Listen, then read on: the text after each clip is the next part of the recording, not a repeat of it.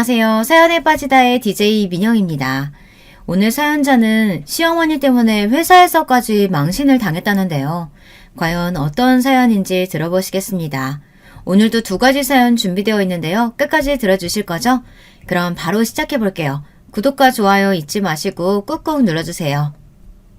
안녕하세요. 저는 결혼한 지 몇 년 되지 않아 아직 신혼의 단꿈에 빠져있는 새댁입니다. 한참 알콩달콩해야 할 새댁이 무슨 일로 사연까지 보냈는지 궁금하실 텐데요. 사실 저도 이 상황이 너무 난감해요. 결혼하고 난 뒤 행복한 나날을 보내는 와중 자꾸만 저의 결혼 생활에 똥물을 튀기는 사람들이 있거든요. 그건 바로 시어머니와 시누이예요. 내가 결혼을 괜히 했나 싶은 생각이 들 정도로 시어머니와 시누이는 저를 힘들게 합니다. 어떨 땐 이렇게 살다가는 정말 이혼을 할 수도 있겠다는 생각이 들 정도입니다. 저와 남편은 회사 동료 소개로 만나 딱 1년 연애하고 결혼했어요. 남편은 직장도 좋고 성격도 좋아요. 회사에서도 워낙 일 잘하기로 유명해서 동기 중 가장 먼저 승진했다고 소개팅을 주선해줬던 친구가 입이 마르게 칭찬했어요. 하지만 한 가지 제가 간과하고 있던 사실이 있었습니다. 남편은 효자입니다. 요즘 세상에 남편이 효자라는 것만으로도 힘든데 저희 남편은 효자에다가 하나 더 추가해서 여동생 바보이기까지 해요. 남편에게 8살 어린 여동생이 있거든요. 남편이 초등학교에 입학할 때 태어난 동생이다 보니 남편은 동생을 애지중지합니다. 연애할 때에는 사실 시누이가 어리든지 말든지 별로 상관이 없었어요. 물론 남편이 평소에도 시누이 이야기를 많이 하긴 했지만 크게 신경 쓰지 않았습니다. 그냥 여동생과 친하구나, 자상한 오빠다 정도로만 생각했죠. 그리고 사실 남편에게 동생이 있다는 말을 처음 들었을 때는 기분이 좋기도 했어요. 제가 형제가 없다 보니 결혼과 동시에 어린 동생이 생기면 재미있을 것 같았습니다. 그런데 동생도 동생 나름이지 시누이는 저와 가까워질 생각이 없는 것 같았습니다. 친해지기는커녕 오히려 저를 마음에 들어하지 않는 것 같았어요. 심지어 저를 오빠 여자친구가 아니라 마치 경쟁자로 생각하는 것처럼 보였습니다. 처음 보았을 때부터 그랬어요. 시댁에 인사 가기 전 남편이 저를 동생에게 먼저 소개해주고 싶다고 해서 저녁에 퇴근하고 밖에서 같이 저녁을 먹기로 했습니다. 시누이가 다니는 대학교 앞으로 저와 남편이 데리러 갔습니다. 그런데 시누이는 저를 처음 보자마자 굳이 하지 않아도 될 괜한 신경전을 했어요. 제가 조수석에 앉아있는데 갑자기 조수석 문을 열더니 저더러 뒷좌석으로 가라고 하더라고요.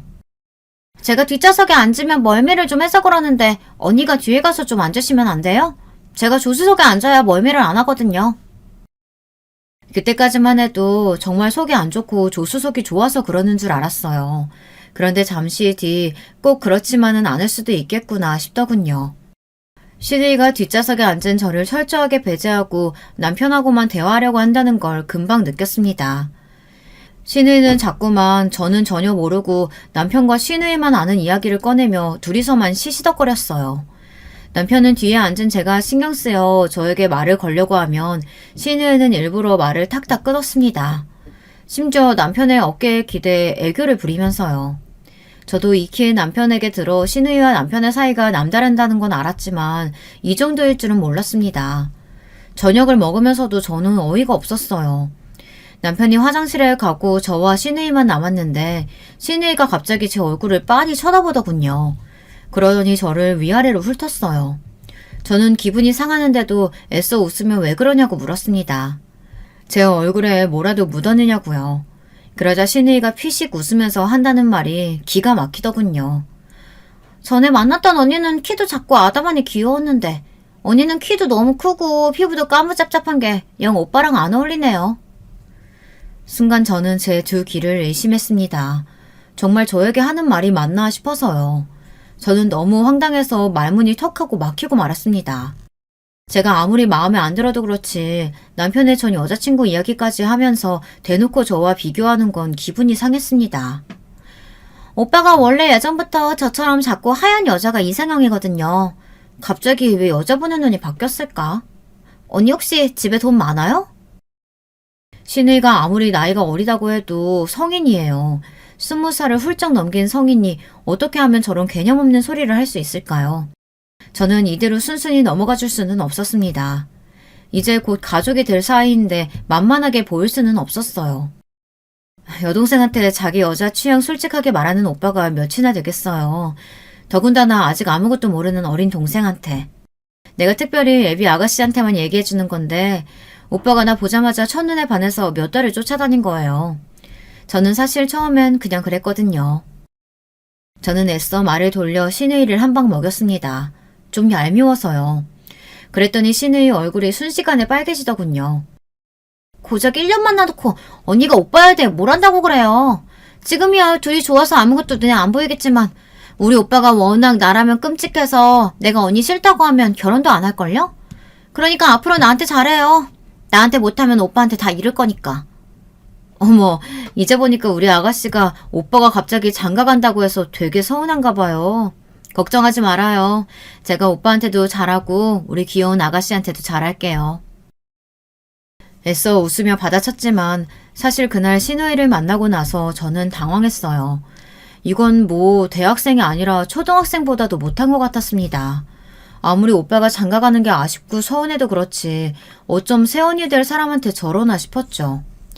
신우이의 만행은 거기서 끝이 아니었습니다. 식사 자리가 끝나고 시간이 늦어 남편이 저를 집에 데려다 준다고 했는데 신우이가 갑자기 배가 아프다며 배를 부여잡더니 빨리 집으로 가자고 남편을 조르더군요. 나 배도 너무 아프고 너무 피곤해. 언니까지 데려다주고 돌아와서 가면 너무 힘들 것 같아. 언니는 배도 안 아프고 건강하니까 혼자서 집에 갈 수 있죠? 남편의 어깨에 착 붙어서 배도 아프고 피곤하다며 징징거리는데 딱 봐도 꾀병이더군요. 저는 애써 표정을 가다듬으며 남편에게 먼저 가라고 했습니다. 저는 그냥 택시 타고 간다고요. 그날 집에 돌아와서도 저는 마음이 쉽사리 가라앉지를 않았습니다. 남편의 팔짱을 끼고 유유히 사라지던 신우이의 표정과 모습이 떠나질 않아서요. 남편의 어린 여동생에게 화가 나고 질투심이 생긴다는 게 저도 어이가 없었지만요. 신우이의 태도는 제가 충분히 기분 상할 만했어요. 저는 결국 참지 못하고 남편에게 전화해 식사 자리에서 신우이가 저에게 무례하게 군 것에 대해 하소연했습니다. 저더러 남편 이상형이 아니네 마네 했던 말부터 헤어질 때까지 배가 아프다고 한 것도 꾀병 같았다고요. 그런데 제 하소연에 돌아온 남편의 말에 저는 순간 당황했습니다. 남편은 신우이가 제게 무례하게 굴 거라는 걸 다 알고 있었다는 겁니다. 미진이가 워낙 유난해. 전에도 내 여자친구들만 만나면 그랬어. 자기한테 미리 말하려다가 그러면 자기가 괜히 더 긴장해서 나올 것 같아서 이야기 안 한 거야. 자기 기분 상했으면 미안해.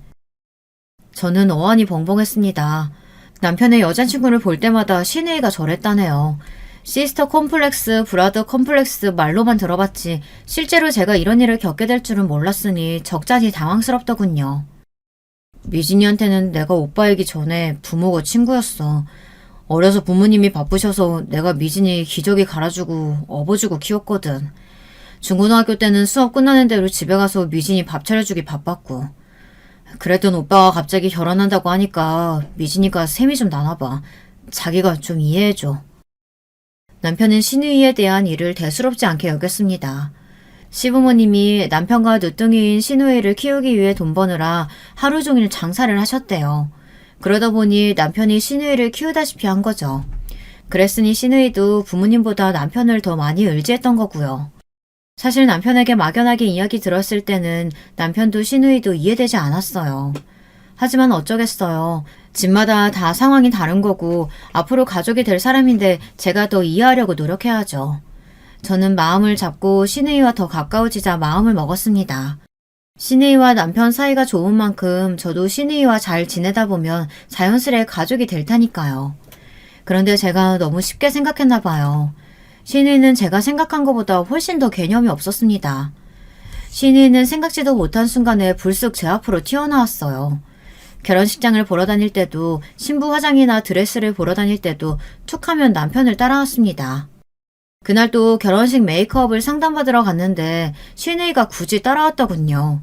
남편은 당황한 저에게 애써 변명했습니다. 하나밖에 없는 오빠가 결혼한다니까 미진이가 궁금한 게 많은가 봐. 이것저것 구경하고 싶다고 해서 데리고 나왔어. 결혼하기 전에 자기도 미진이랑 더 친해지면 좋을 것 같아서. 제가 100번 양보해서 신우이가 따라온 것까지는 그렇다고 쳐요. 그런데 굳이 또 따라와서는 상담해주는 실장님에게 안 해도 될 말을 하더군요. 우리 오빠는 워낙 동안이라 괜찮은데 세연이는 주름이 많아 그런가? 나이보다 훨씬 들어 보이는 얼굴이라 걱정이에요. 실장님, 우리 세연이 무조건 어려 보이게 해주세요. 이러다가 결혼식 날 하객들이 신부 연상 아니냐고 물어보면 어떡해요. 사람을 앞에 두고 노안이네 뭐네 하면서 멋대로 떠드는데 저도 모르게 기분이 상해서 도저히 표정 관리가 되지 않더군요. 아가씨도 참, 제가 무슨 주름이 있다 그래요. 저 지금도 화장 안 하고 나가면 학생이냐고 물어보는 사람도 있어요. 저도 모르게 욱해서 정색을 하고 말았습니다. 그런데 제 말에 신우이가 소리까지 내며 크게 웃더군요. 기가 차다는 듯이요. 세언니, 뭘 그렇게 정색하고 그래요. 농담 좀 한 거 가지고. 맞아요. 언니 얼굴에 주름 하나도 없어요. 저보다 또 어려 보여요. 됐어요? 신우이는 생각보다 고단수였습니다. 아주 대놓고 저를 가지고 놀더군요. 순간 저는 금방이라도 얼굴이 터질 것처럼 빨개졌어요. 남편이 상담하러 와서 괜한 소리 한다고 신우이를 말리려 하지 않았으면 저는 거기서 참지 못하고 화를 냈을지도 몰라요. 지금 나가지고 장난하는 거냐고요. 그날 이후로도 신우이는 종종 제 앞에서 깐족거렸습니다. 드레스를 보러 갈 때도 따라와서는 제 몸매나 피부색을 가지고 멋대로 훈수질을 해대며 드레스가 안 어울리네, 나이 들어 보이네, 결혼식까지 5kg는 빼야겠네 등등 막말을 해댔어요. 그러면서 자기가 입으면 더 잘 어울릴 것 같다는 말도 안 되는 소리를 하더니 정말 제가 입고 있던 드레스를 뺏어서 자기가 입어보기까지 했습니다. 이거 봐. 역시 이럴 줄 알았어. 키만 크면 뭐래요. 역시 신부는 어리고 봐야 한다니까. 오빠랑 나란히 서 있으니까 언니보다는 내가 오빠랑 더 잘 어울리죠. 우리 미준이 드레스도 잘 어울리네. 이제 진짜 시집가도 되겠어. 그치 자기야? 우리 미준이 이쁘지? 제가 속이 좁은 걸까요? 저는 도저히 저 남매가 이해가 되질 않았어요.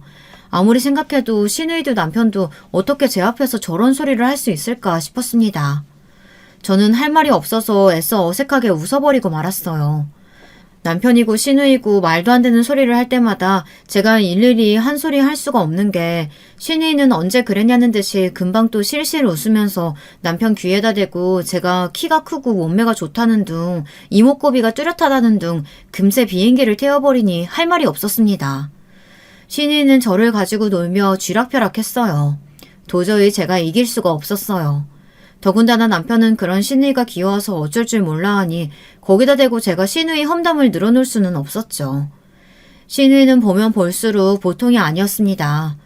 결혼 전 저와 남편을 따라다니면서 저에게 막말만 해댄 게 아니에요. 뭘 그렇게 자꾸만 사달라고 조르는지 신우이 눈에는 저나 남편이 물주나 호구로 보이는 것 같았어요. 저와 남편이 예물을 살 때도 따라와서 자기도 사달라며 어느새 반지며 팔찌며 골라서 함께 계산하게 했어요. 그뿐만이 아니에요. 맨날 만날 때마다 고가의 음식점을 찾아와서 저희에게 사달라고 했습니다. 그냥 듣기에는 신우이가 밥 사달라고 하면 그거 몇 푼이나 한다고 좀 사줄 수도 있지 쪼잔하게 뭘 그런 거 가지고 그러냐고 하실 수도 있지만요. 그게 몇 푼이 아니었어요. 저와 남편 기념일라 해도 한번 가본 적 없는 고급 호텔 뷔페나 코스 요리가 나오는 식당까지 멋대로 예약해뒀습니다. 셋이 가서 45만 원이 훌쩍 넘는 비용이었어요. 처음에 한두 번은 그러려니 했는데 그게 반복되니 저도 기분이 상하더군요. 아무리 생각해도 신우이가 하는 짓이 얄밉고 거슬렸어요. 그래서 저는 은근슬쩍 남편에게 말했습니다. 동생이 예뻐서 뭐든 해주고 싶어하는 마음은 이해하지만 제가 보기에는 좀 과한 것 같다고요. 설마 결혼하고도 신우이에게 그렇게 뭐든 퍼줄 생각이냐고 물었어요. 만약 결혼하고도 계속 이러면 저는 좀 힘들 것 같다고요. 그래도 그나마 다행이었던 건 남편이 말이 통하는 사람이었다는 겁니다. 나한테 하나밖에 없는 동생이다 보니까 지금까지 내가 너무 오냐오냐해서 미진이가 좀 버릇이 없기는 해. 하지만 나도 결혼하고 내 가족이 생기면 지금처럼은 못하지. 미진이도 이해할 거야.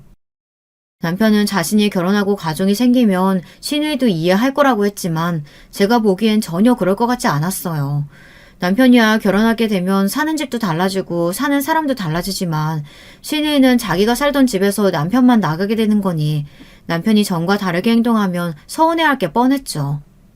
제가 신우이 때문에 소름 돋았던 일이 있었어요.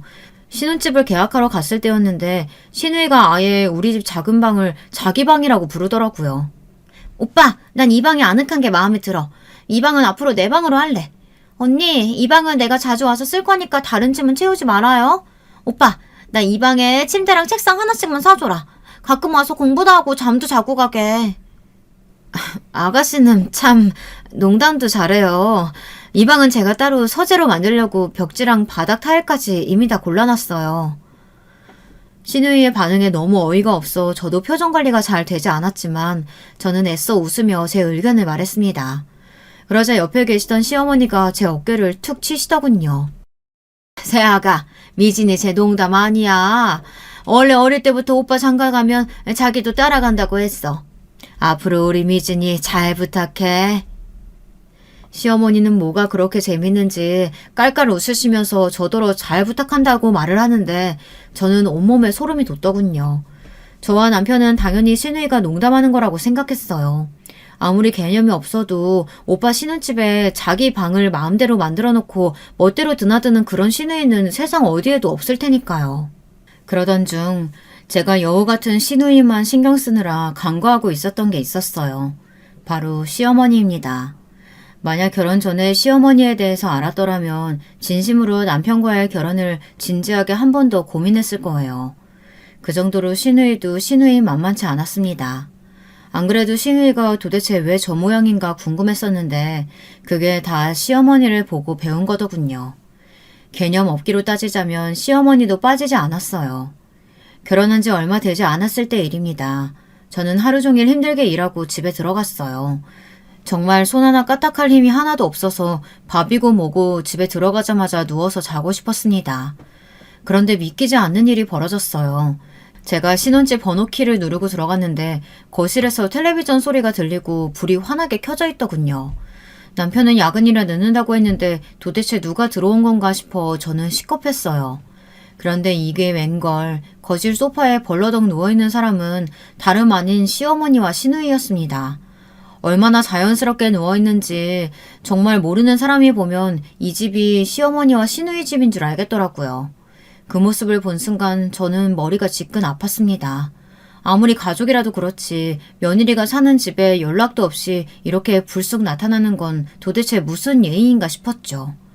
더군다나 주말에 집에 친구들이 오기로 해서 집에 사둔 음식들이 있었는데 시누이가 멋대로 꺼내서 먹고 있더라고요. 어머니, 아가씨, 이 시간에 연락도 없이 웬일이세요? 저는 연락도 없이 오셨길래 무슨 일로 우리 집에 오신 건가 궁금해서 물었는데 시어머니는 제 말이 마음에 들지 않으셨는지 저를 획 쏘아보더니 자리에서 벌떡 일어나 앉으시더군요. 시어머니를 오랜만에 봤으면 잘 지내셨냐? 식사는 하셨냐? 먼저 물어봐야지. 너는 어떻게 배워먹은 애가 시어머니한테 다짜고짜 왜 왔냐고 물어보는 거야?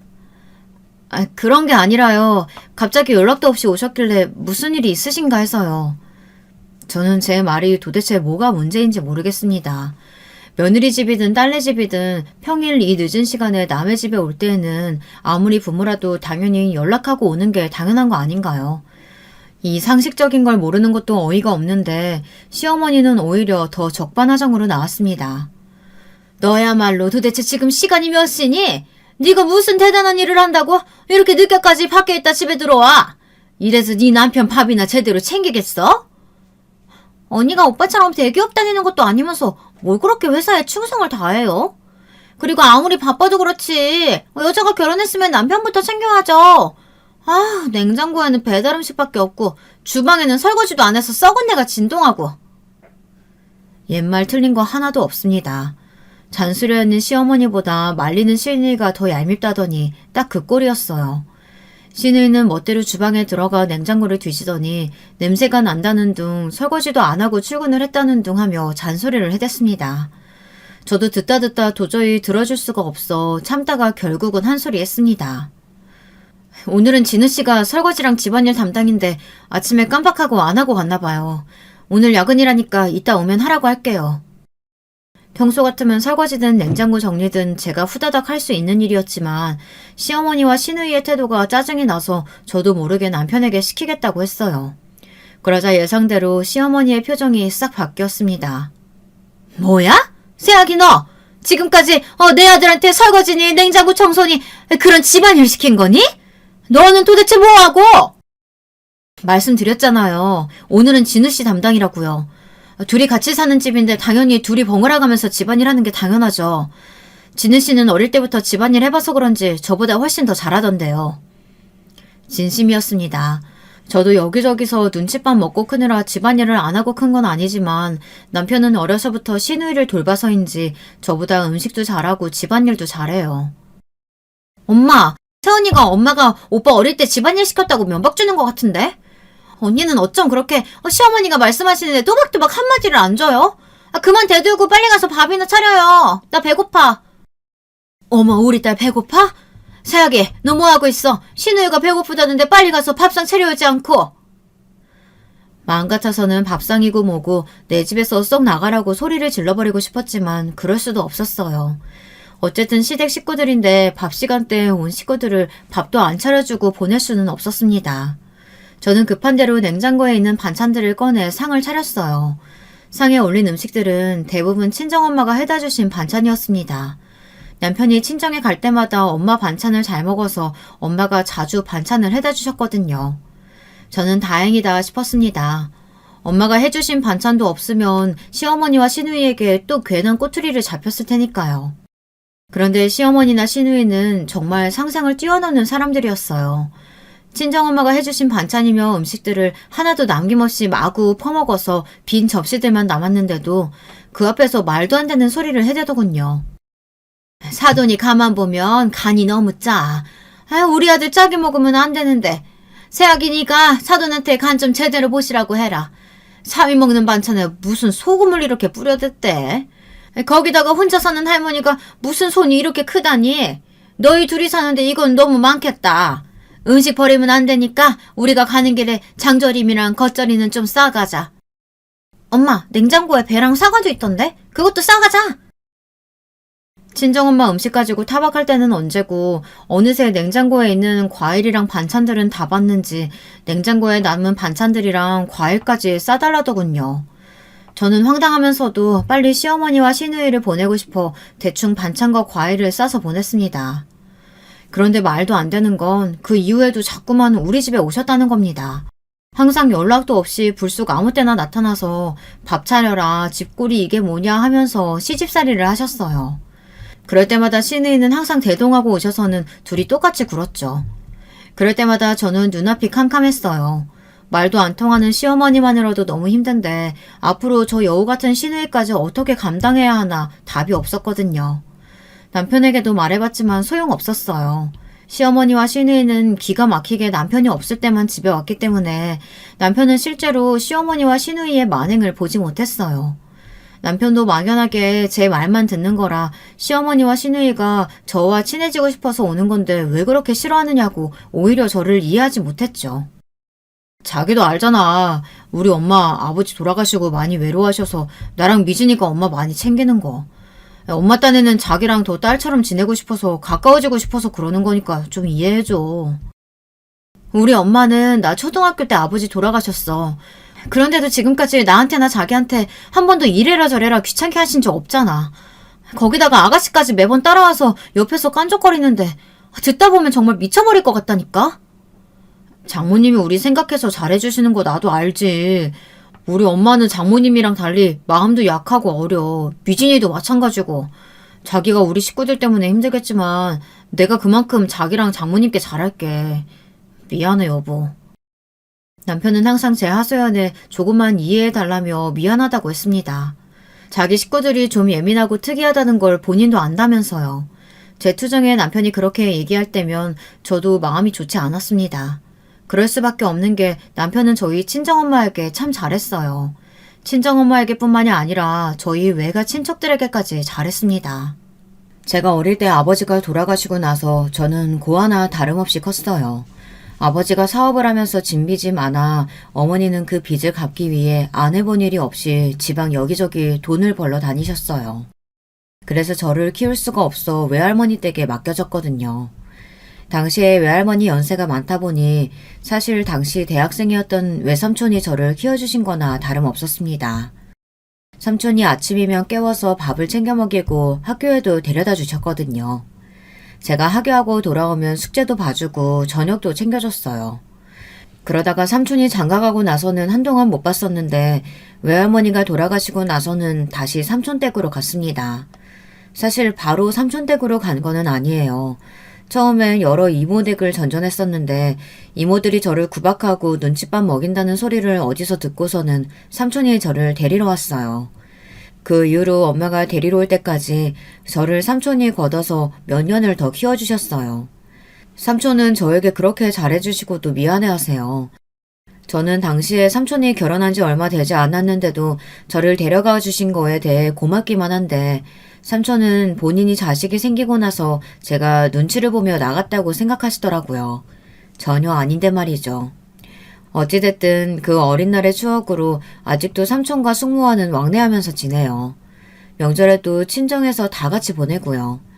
그러다 보니 남편과도 자연스레 가까워져서 남편은 삼촌이나 저희 이모들에게도 잘한답니다.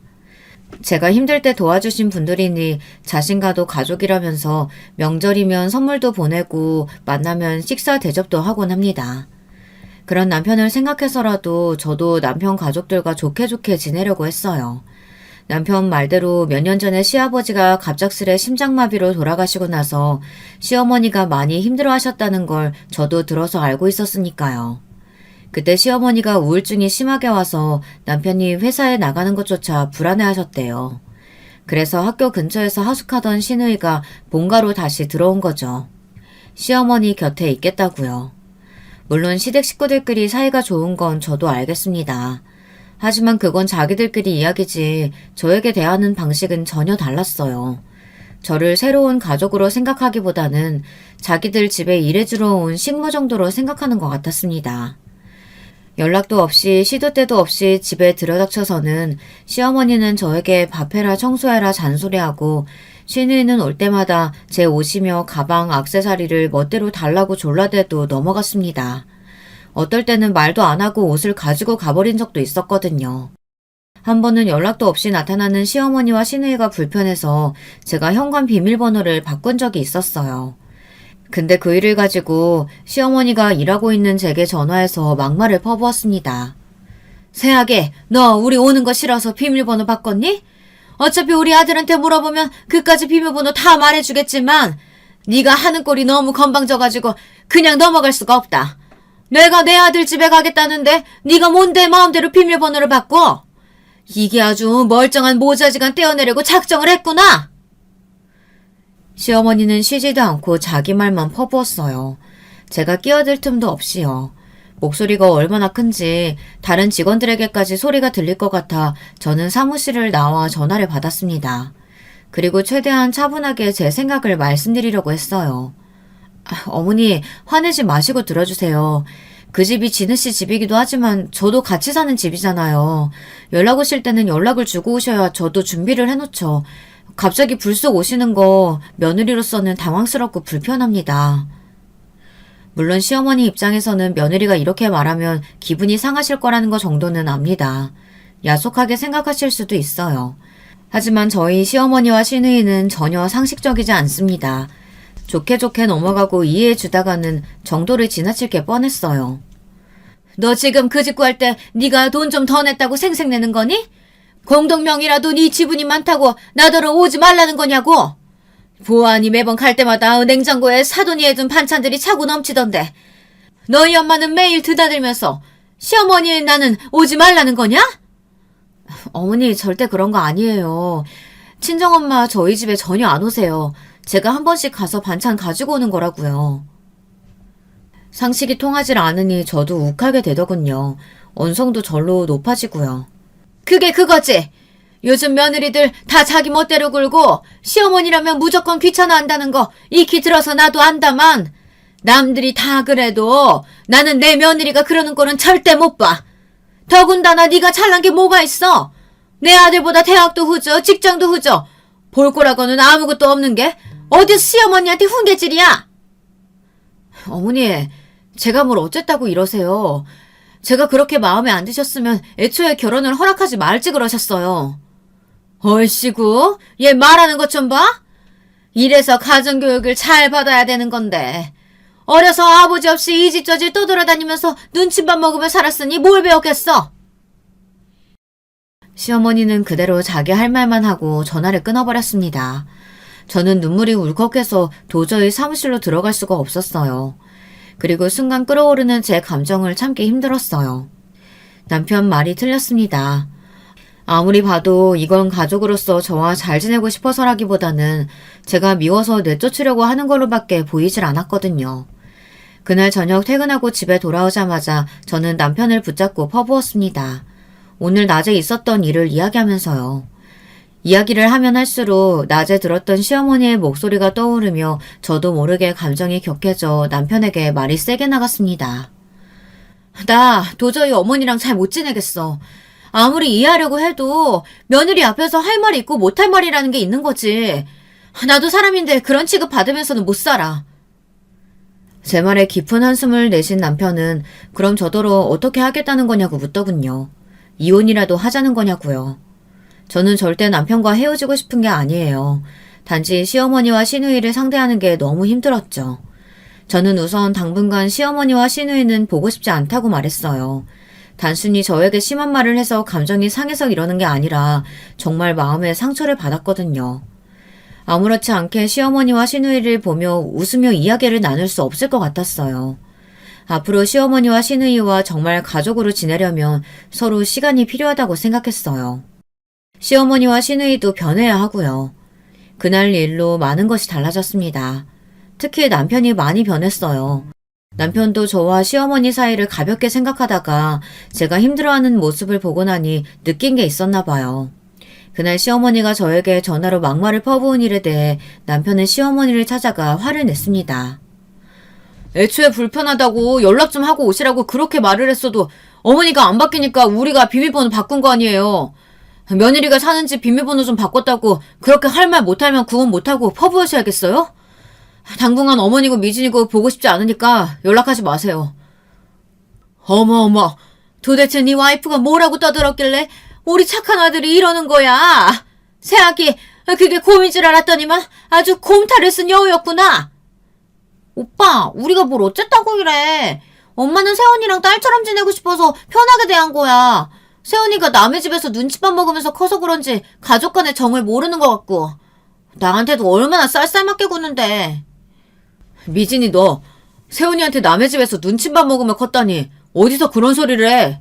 설마 네 세훈이 앞에서도 그런 소리 한 거야? 너 정말 그 정도밖에 안 되는 애였어? 남편에게 싫은 소리 한 번 들은 적 없던 큰 시누이와 시어머니는 그날 이후 저를 더 미워했습니다. 이 일이 전부 다 저 때문에 벌어진 일이라고 생각했죠. 자기들이 잘못한 건 아무것도 없는데 제가 중간에서 이간질했다고 느꼈어요. 사실 남편이 그렇게까지 말하면 시어머니나 시누이도 좀 느끼는 게 있겠지 싶었는데 전혀 아니더군요. 당분간 연락하고 싶지 않다고까지 말했는데도 남편이 시어머니나 시누이에게 오는 연락을 받지 않는지 시어머니는 저에게 연락을 했어요.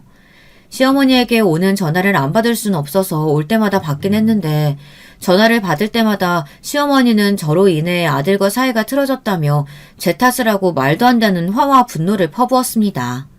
시누이도 마찬가지였어요. 어느 날 술에 잔뜩 취해 집 앞에 찾아왔길래 문을 열어줬어요. 그랬더니 웬일로 저더러 미안하다고 애교를 부리며 자고 가겠다고 하더군요. 남편이 시간도 늦었으니 하루 재우자길래 그렇게 했는데 다음날 아침에 일어났더니 시누이가 없어졌더라고요. 제가 아끼던 패딩과 운동화도 함께 말이죠. 산지 일주일밖에 안 된 것들이었어요. 그제야 알겠더군요. 사람은 절대 변하는 게 아니었어요. 시어머니와 시누이는 원래 그런 사람들이었습니다. 저는 더는 실망할 것도 없다고 여기며 신경 쓰지 않으려고 했어요. 생각해봐야 저만 골치 아프니까요. 그런데 남편은 저에게 미안했는지 이제 시어머니나 시누이 연락도 받지 말라고 하더군요. 본인이 다 알아서 하겠다고요. 저는 남편 말대로 했습니다. 그 이후에는 시어머니에게 여러 번 전화가 왔지만 받지 않았어요. 그런데 일이 터졌습니다. 제가 전화를 받지 않자 시어머니가 제가 다니는 직장으로 찾아온 거예요. 그것도 근무 중에 갑자기 사무실에 나타나서는 제 이름을 크게 불렀습니다. 저는 놀라서 자리에서 벌떡 일어나 시어머니를 끌고 복도로 나갔습니다. 그런데 시어머니는 아예 저에게 망신줄 생각으로 찾아왔는지 일부러 더 크게 소리를 지르더군요. 이게 다 너 때문이야. 너 때문에 우리 아들하고 내 사이까지 나빠졌잖아. 어쩐지 처음 너 봤을 때부터 마음에 안 들었었어. 이럴 줄 알았으면 진작 내가 도시락 싸들고 다니면서 결혼 막았어야 했는데. 시어머니의 소란에 직원들이 복도로 나오고 난리도 아니었습니다. 저는 너무 쪽팔려서 얼굴이 금방이라도 터질 것 같았어요. 아무리 그래도 그렇지 어떻게 제가 일하는 직장까지 찾아와서 이러세요. 이까지 회사 잘리든 말든지 내가 알 게 뭐야. 너 때문에 지금 나 못된 시어머니로 낙인 찍혀가지고 아들 목소리도 못 듣고 있는데 너 지금 당장 내 앞에서 잘못했다고 무릎 꿇고 빌어. 안 그러면 니네 집에 찾아가서 네 엄마한테 딸년 교육이 이따위로 시켰다고 난리칠 거니까. 정말 보면 볼수록 상종하고 싶지 않은 인간이었습니다. 어쩜 저 정도로 몰상식할 수가 있죠. 그날 보니 확실히 알겠더군요. 시어머니는 정신적으로 문제가 있어 보였습니다. 시어머니는 대화가 아니라 치료를 받아야 할 것 같았어요. 어머니가 자꾸 이러시니까 저나 진우 씨가 힘들어하는 거예요. 어머니께서 조금만 너그럽게 봐주시면 저도 어머니나 아가씨한테 진작 잘했을 거라고요. 잘하기는 뭘 잘해. 내가 너 괘씸해서라도 내 아들이랑 어떻게든 떼어놓을 테니까 그런 줄 알아. 시어머니는 회사 동료들이 보는 앞에서 저를 내쫓아버리겠다고 악담을 퍼부으시고는 그대로 가버리셨습니다. 그날 이후 저는 회사에서 얼굴도 제대로 들고 다니지 못했어요. 정말 심각하게 회사를 그만둬야 하나까지 생각하고 있었죠. 그날 이후 저뿐만이 아니라 남편까지도 매몰차게 돌아섰습니다. 회사에서의 일을 들은 남편은 눈동자에 눈물이 가득 찰 정도로 속상해했어요. 저에게 미안해하는 건 물론이고 남편은 곧바로 신우이에게 연락해 화를 냈습니다. 엄마가 그런 짓까지 할 동안 너는 뭐하고 있었어? 내가 엄마 병원에 다시 모시고 갈 거니까 너라도 정신 똑바로 차리고 살고 있어. 안 그러면 앞으로 용돈이고 뭐고 얄짤도 없을 줄 알아. 엄마가 잘못한 거 가지고 오빠는 왜 나더러 뭐라고 해. 나는 버는 돈도 없는데 오빠가 용돈까지 안 주면 난 뭐 먹고 살아. 남편은 그대로 전화를 끊어버렸어요. 그리고 어깨까지 떨며 눈물을 훔쳤습니다. 지금까지 남편이 말을 하지 않아서 그렇지 나름 많이 힘들었었나 봐요. 시아버지 돌아가시고 가장으로 살면서 정신적으로 아파하는 시어머니와 아직 어리고 철딱선이 없는 시누이까지 챙기느라 많이 지쳤었나 봐요. 남편이 대기업에 다니며 악착같이 모은 돈으로 시어머니와 시누이를 돌보며 경제적으로도 많이 안정되며 시어머니의 상태도 좋아졌답니다. 그래서 남편도 저와 결혼을 한 거고요. 아들이 가정을 이루고 안정적으로 사는 모습을 보면 시어머니도 더 좋아지실 것 같아서요. 그런데 이런 일이 생길 줄은 꿈에도 몰랐답니다. 아들이 사랑하는 사람이니 당연히 시어머니나 시누이도 좋게 받아줄 줄 알았는데 말도 안 되는 꼬투리를 잡으며 이렇게 적대적으로 대할 줄은 몰랐대요. 저는 시어머니의 일로 힘들어하는 남편을 애써 위로했습니다. 저도 어쩌다 일이 이렇게까지 된 건지는 모르겠지만 결혼한 지 얼마 되지도 않았고 몇십 년 동안 남으로 살았던 사람들끼리 가족이 되는 일이니 당연히 우여곡절이 있는 거라고 여기며 앞으로 함께 잘 해결해보자고 했어요. 물론 말처럼 쉽지 않겠지만 저도 시어머니와 시누이를 이해해보도록 노력해보겠다고 했습니다. 남편을 위해서라고 생각하면 할 수 있을 것 같았어요. 그러던 중에 좋은 일이 생겼습니다. 남편이 직장에서 승진을 했어요. 사실 남편이 결혼한 이후 시어머니께 말씀드리지 않은 것이 있는데요. 남편이 결혼하고 얼마 뒤 다니던 대기업을 그만두고 직장을 옮겼습니다. 그 전부터 남편은 항상 직장을 옮기고 싶어 했었는데 시어머니께서 무조건 대기업에 버티고 다녀야 한다고 해서 참고 다녔었죠. 하지만 워낙 좋은 기회가 생겨 남편은 시어머니께는 비밀로 하고 직장을 옮겼습니다. 그리고 드디어 승진을 한 거죠. 그것도 최연소 임원 승진이었습니다. 처음 남편이 지금의 직장으로 왔을 때 연봉도 높고 직급도 높아서 기존의 직원들 텃세가 조금 있었는데요. 대기업에서 왔다고 뭐가 다르냐고요. 그런데 얼마 되지 않아 남편이 일하는 걸 보고 다들 남편을 인정했습니다. 남편이 회사에 들어온 지 반년 만에 지난해 실적을 훌쩍 넘겼거든요. 다들 임원 승진도 당연하다고 생각했어요. 이래저래 힘든 시기를 잘 해낸 남편이 저는 존경스러웠습니다. 저는 회사에 작은 답례품을 만들어 돌리고 떡도 돌렸습니다. 그리고 남편을 위해 집으로 직원들을 초대했어요. 남편의 승진을 가볍게 축하하는 자리였죠. 그런데 그날 일이 터지고 말았습니다. 몇 달 좀 잠잠하다 싶더니만 시어머니가 결국은 또 일을 냈어요. 하필이면 그날 시누이를 대동하고 남편이 평소 좋아하던 갈비와 게장을 만들어 오셨더군요. 아무리 미워도 시어머니를 문전박대할 수는 없어 문을 열어드렸습니다. 그리고 남편 회사 직원들이 와 있다고 미리 말씀드렸어요. 행여나 또 실수하실까 봐서요. 그런데 저희 시어머니는 옳고 그름을 판단하실 줄 모르는 분이었어요. 글쎄 식사를 하던 직원들에게 남편의 승진 소식을 듣고는 사람들 다 있는 앞에서 말도 안 되는 소리를 하시더군요. 내 아들이 이렇게 대단하다니까? 아무리 생각해도 너한테 내 아들은 과분해서 너무 과분해. 이럴 줄 알고 내가 이번 기회에 새로 며느리 구했다. 아들, 네가 지금 당장 이혼해도 결혼하겠다고 줄 선 여자가 한 트럭이니까 지금 당장 인연이랑은 이혼해라. 저는 순간 경악을 금치 못했습니다. 남편과 함께 일하는 직원들이 있는 앞에서 정말 저런 소리를 하셨어요. 저는 현기증이 날 정도로 충격을 받아 비틀거렸죠. 그때 놀란 남편이 저에게 달려와 부축하고 시어머니에게 소리를 질렀습니다. 어머니, 도대체 왜 이래요? 정말 노망이라도 난 거예요? 아들, 엄마한테 노망이라니? 네가 지금은 저 여우한테 홀려서 몰라서 그러는데 너 분명 후회할 거야. 너처럼 잘난 애가 뭐가 모자라서 저런 모자란 애랑 살아. 그러니까 애라도 없을 때 지금이라도 이혼해. 시어머니는 말하는 내내 저를 쏘아보며 막말을 쏟아냈습니다. 남편처럼 완벽한 남자가 도무지 왜 저처럼 덜 떨어진 애랑 사는지 모르겠다고 하더군요. 그 순간 저도 정신이 번쩍 들었습니다. 저는 제 어깨를 부축하고 있는 남편을 밀쳐내고 시어머니에게 다가갔습니다. 제가 모자라요? 도대체 구체적으로 제가 어디가 모자라다는 거예요? 어머니 그 잘난 아들이 다니는 회사, 어머니가 아시는 대기업 아니고 저희 삼촌이 하시는 회사거든요? 그 회사 사장이 바로 제 삼촌이라고요.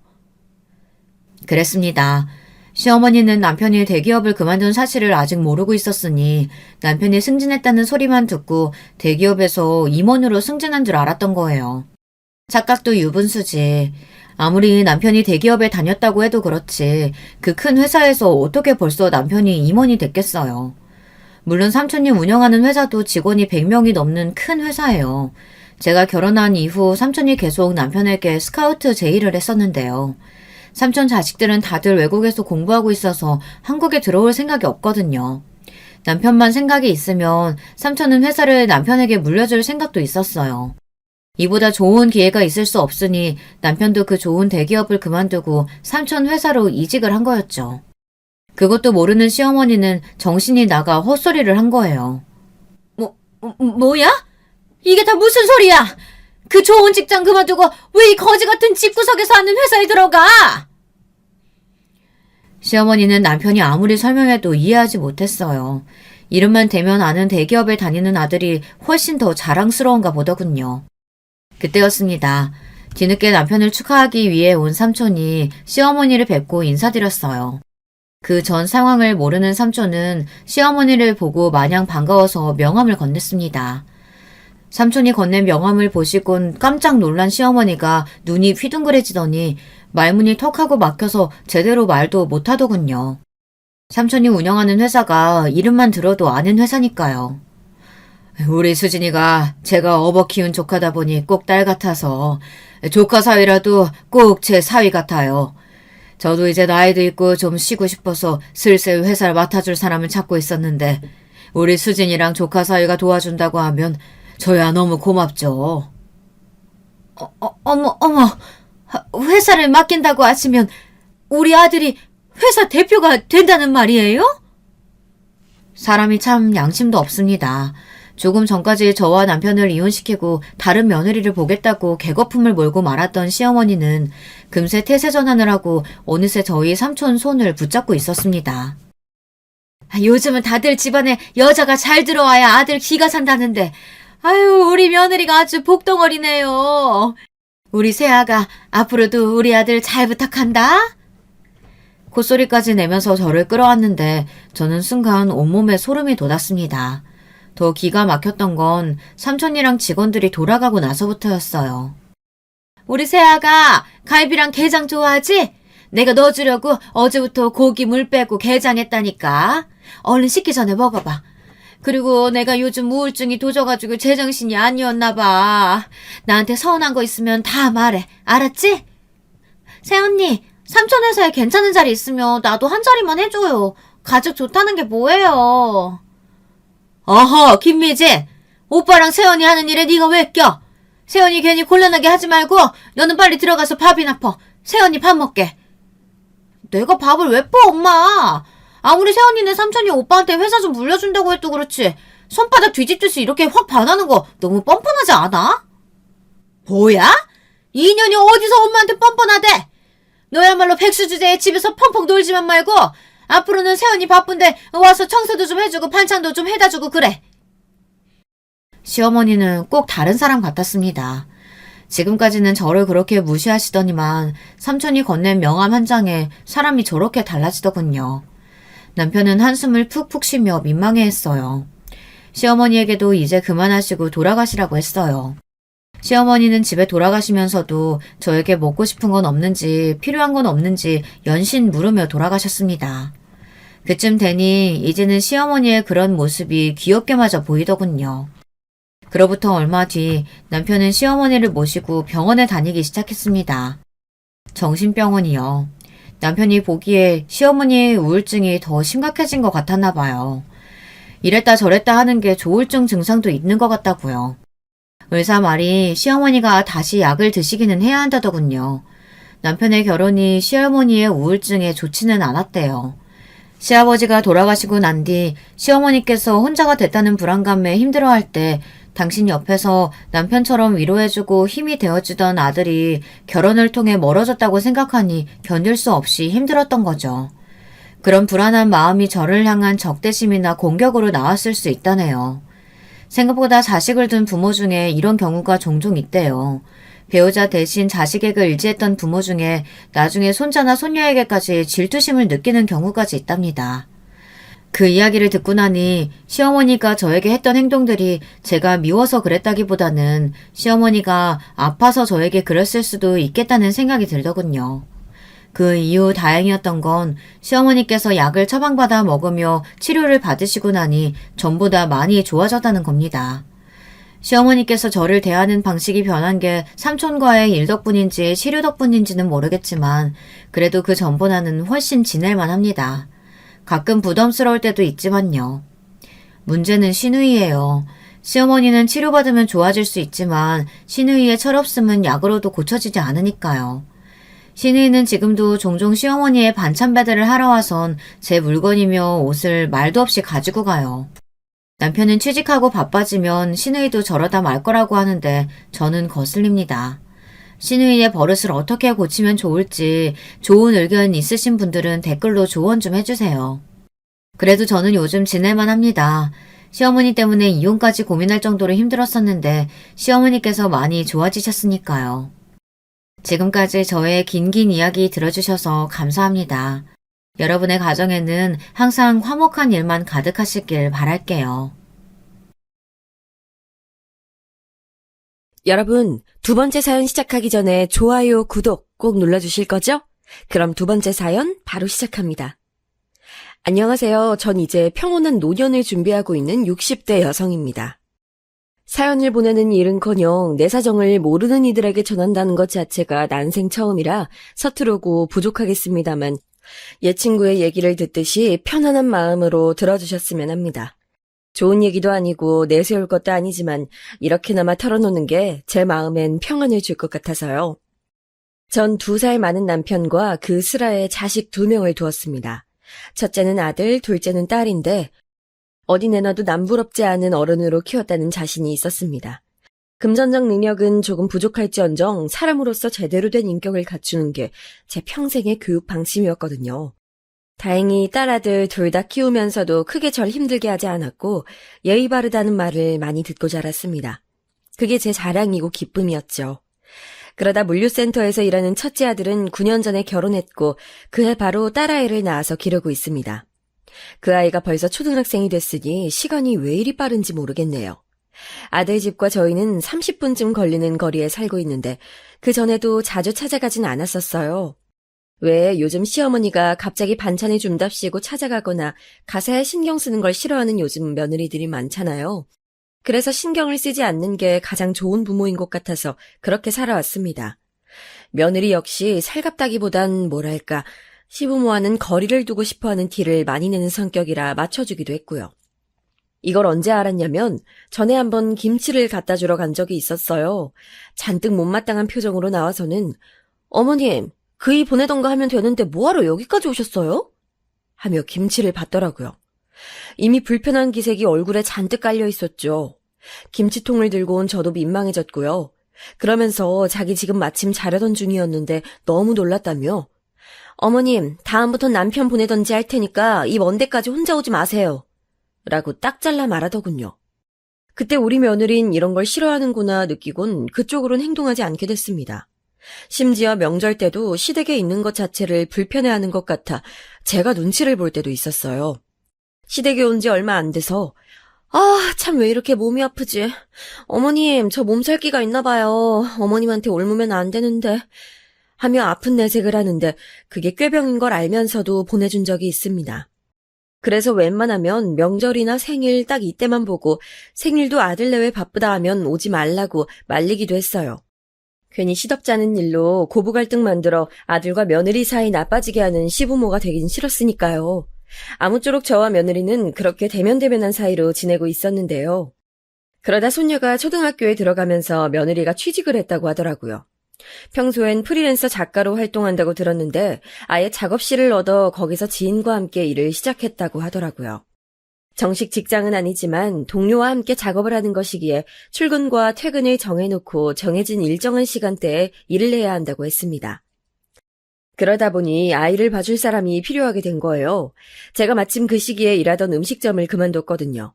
아들이 결혼하기 전 조금이라도 더 보탬이 되고 싶어 시작했던 일이었고 그동안 쓸 돈 안 쓸 돈 아껴가며 차곡차곡 모으다 보니 이젠 쉬어도 되겠다 싶더라고요. 그래서 자식들 줄 돈을 빼두고 남편과 여행이라도 다녀오려고 시기 맞춰 그만두게 됐습니다.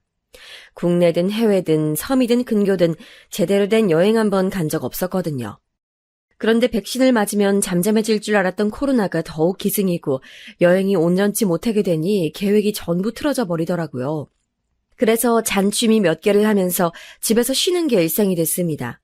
그 소식을 며느리가 아들을 통해 들었나 봐요. 생전 먼저 연락 오는 법이 없었는데 전화가 오더라고요. 어머님, 그동안 잘 지내셨어요?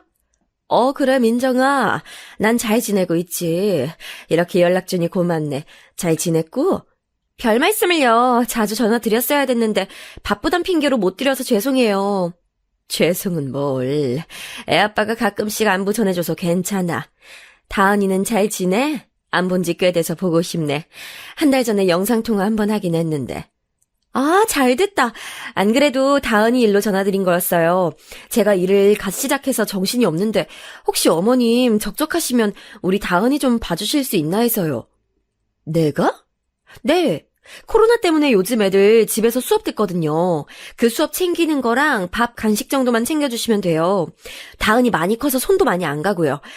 그냥 봐달라는 건 당연히 아니고 용돈 챙겨드릴게요. 30만 원이면 충분하시겠죠? 갑자기 말문이 막히더라고요. 돈을 받을 생각도 없었지만 받는다 한들 아무리 핏줄이 섞였어도 터무니없는 금액을 얘기하니까요. 게다가 평일 내내 찾아가야 하니 어렵게 찾은 제 휴식 시간을 뺏길 것 같더라고요. 제가 그토록 고대하던 휴식인데 아무리 사랑하는 손녀딸이라고 하지만 영 내키지 않는 일이어서 어렵사리 애둘러 거절했습니다. 민정아, 미안하지만 내가 일을 그만둔 지 얼마 되지 않아서 휴식이 조금 더 필요할 것 같은데 어쩌지? 그래도 다은이는 시간 날 때마다 가끔씩 가서 봐줄게. 어머님, 제 딸이라서 하는 말이 아니라 다은이 말 정말 잘 들어요. 학교에서도 영재란 소리 듣고요. 똑부러진 아이니까 기본적인 것만 준비해 주시면 그 이후부턴 알아서 혼자 척척 잘 해낼 거예요. 제가 장담해요. 그리고 혹시 금액이 너무 적게 느껴지신다면 50만 원 어떠실까요? 저도 이 정도는 해야 마음이 편할 것 같았어요. 왠지 여기서 더 거절하면 인정 없는 시엄마가 될 것 같아서 고민이 됐습니다. 하지만 밤낮 없이 일하는 아들을 떠올리니 돈이 무슨 소용이고 내가 쉬는 게 무슨 소용인가 싶더라고요. 그래서 그냥 알겠다고 했습니다. 바로 모레부터 나와 달래서 그 뒤로 잡혀있던 취미반은 전부 그만두고 남편에게도 당분간은 아들 집에 오갈 거라고 통보했습니다. 남편은 제가 손녀를 봐주기로 한 게 못마땅한 눈치더라고요. 다 큰 아이를 못하러 나이 든 부모한테까지 부탁하면서 돌봐야 하냐고. 무슨 일이든 무심한 남편이지만 저렇게 툭 얘기해주니 내심 웃기고 고맙더라고요. 본인 밥 해줄 사람이 사라져서 투정 부리는 건진 몰라도요.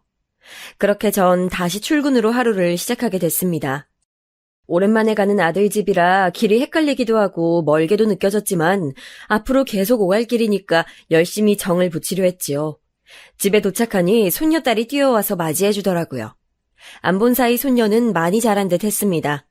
제가 짐을 내려놓는 동안에도 옆에서 조잘조잘 떠드는 모습이 참새 같아 어찌나 귀여운지 다행히 손녀는 저를 잘 따랐고 제가 집에 오는 걸 무척이나 반기는 눈치였습니다. 저는 오던 길에 사두었던 아이의 간식을 준비해줬고 함께 나눠 먹으며 얘기를 나누었어요. 아빠는 보통 아침 7시에 나갔다가 저녁 6시에 들어오고 엄마는 이제 10시에 나갔다가 8시에 들어온다더군요. 그러고 보니 아이가 혼자 있을 시간이 길겠더라고요. 왠지 더욱 안쓰러운 마음이 커졌습니다. 밖에 나가 친구들과 놀고 싶은데 며느리가 코로나 때문에 바깥 출입도 자주 금지한다고 하더라고요. 사나흘에 몰아서 한 번 정도 꼭 필요한 약속만 갈 수 있게 해준다고요. 학원도 가지 않고요. 한창 뛰어놀 나이인데 너무한다 싶다가도 아프지 않은 게 최고니까 며느리의 선택이겠거니 하고 그러려니 했습니다. 며느리는 꽤나 엄격하고 철저한 엄마였어요. 다은이가 눈치를 많이 보는 게 그런 탓인 것 같았지만 이 또한 제가 관여할 바는 아니니까 아무 말하지 않았고요. 집에서 다은이가 온라인으로 수업 듣는 걸 도와주고 전 거실에 앉아 TV를 보거나 챙겨온 책을 읽었어요. 할 일 없이 무료하지만 손녀를 보는 재미에 소소한 행복을 느끼며 지냈습니다. 여느 할머니들이 다 이런 시간을 가졌다고 난 그래도 초등학생 손녀니까 그렇게 힘들지도 않고 어느 때고 자유롭게 만날 수 있는 복받은 할머니라고 생각하면서요. 그렇게 시간이 지나고 퇴근한 아들을 만났습니다. 보자마자 저에게 미안하다면서 제 손을 잡더라고요. 미안해 엄마. 내가 무능력해서 아직까지 엄마를 고생시키네. 조금만 더 봐줘. 지금 직장에서 자리 더 잡히면 엄마 가고 싶어 했던 여행 그거 내가 보내줄게. 그 말을 꾸역꾸역 간신히 내뱉는 아들이 안쓰러워 제 걱정 말라고 했어요. 그리곤 저녁 식사까지 차려서 셋이 먹고 캄캄해져서야 집으로 돌아갈 수 있었죠. 제 집처럼 자주 들락날락하다 보니 집이 더러워져 있으면 청소도 해주고 오는 길에 찬거리를 사서 찬 반찬을 만들어두는 게 어느새 저의 일 중 하나가 되었습니다. 그렇게 정신없이 한 달이 지나갔어요. 근래 들어 어떻게 지나갔는지 모를 가장 바쁜 시간이었네요. 한 달째 되던 날 오전 9시에 딱 맞춰 제 계좌로 50만 원이 입금됐어요. 감사하다는 짧은 문자와 함께요. 돈은 보내지 말라고 답장했는데 그래야 자기 마음이 편하다면서 부담스러워하지 말라고 하더라고요. 뭐 50만 원으로 얼마나 마음이 편해질진 모르겠지만 그래야 한다니 알겠다 하고 받았습니다. 제가 쓴 돈이 2배는 더 됐을 테지만 구태여 설명하고 싶지도 않았고요.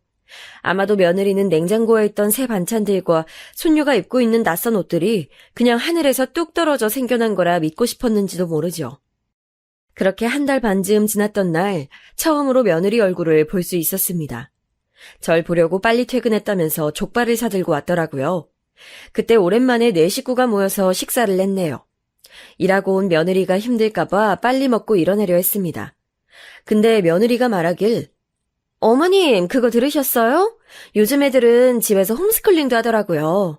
어려운 건 아니고 그냥 집에서 선생님이랑 1:1 영상 수업 듣고 숙제 내주면 그거 하고 가족이 그 숙제 검토해주고 같이 얘기하면서 공부하면 학원이나 과외보다 훨씬 효과가 좋다고 하더라고요. 편한 분위기에서 공부할 수 있으니까요.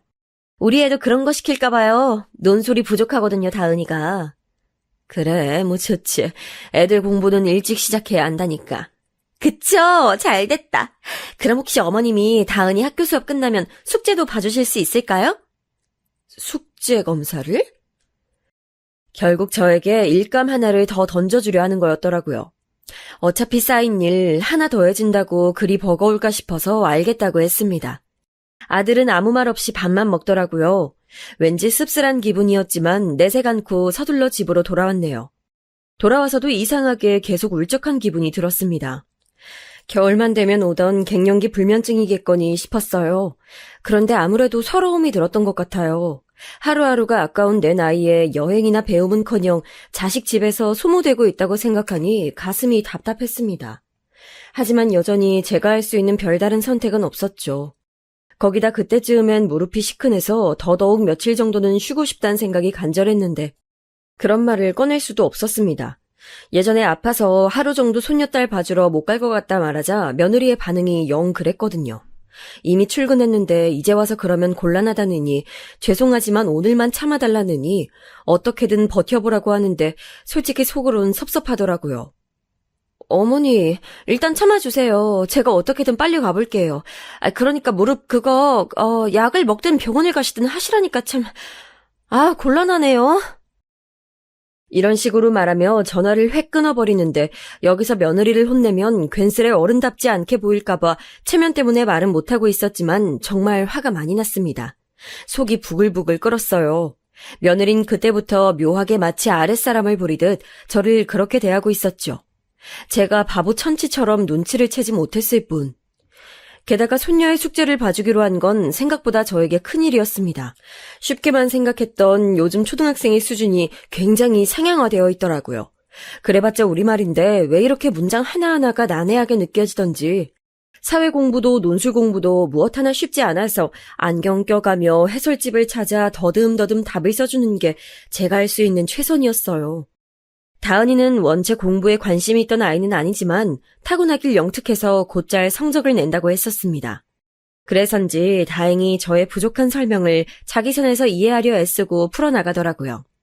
다만 문제는 밖에 잘 나가질 못하다 보니 많이 지쳐있는 듯 보였거든요. 집중력이 많이 흐트러진 상태였습니다. 문제 하나를 푸는 건 금방 해냈지만 그 다음 문제로 가는 게 어려워 보였어요. 나중엔 공부와 전혀 상관없는 자꾸 쓸데없는 질문을 하면서 일부러 시간을 잡아먹더라고요. 저에게도 참 버거운 시간이었습니다. 공부해야지, 응? 나 놀고 싶단 말이에요. 할머니 나 간식 만들어주면 안 돼? 간식 만들어줘요. 간식은 나중에. 공부 먼저 해야 돼. 싫단 말이야. 공부 지겨워. 맨날 하는 게 공부인데. 딴 거 하면 안 돼요?